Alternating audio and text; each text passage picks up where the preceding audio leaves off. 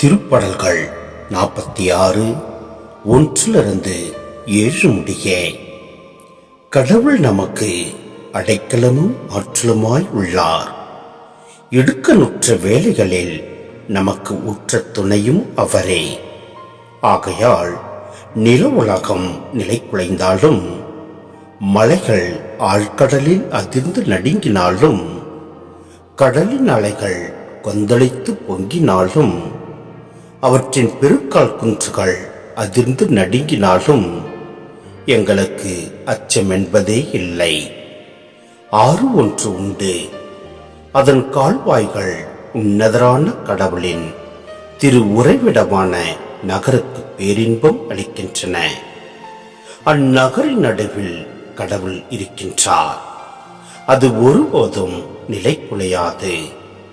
வைகரைதோறும் கடவுள் துணை அதற்குண்டு. வேற்றினத்தார் கலக்கமுற்றனர், அரசுகள் ஆட்டம் கண்டன.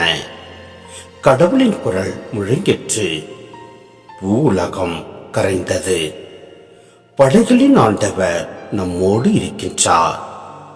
யாக்கோப்பின் கடவுளே நமக்கு அரண்.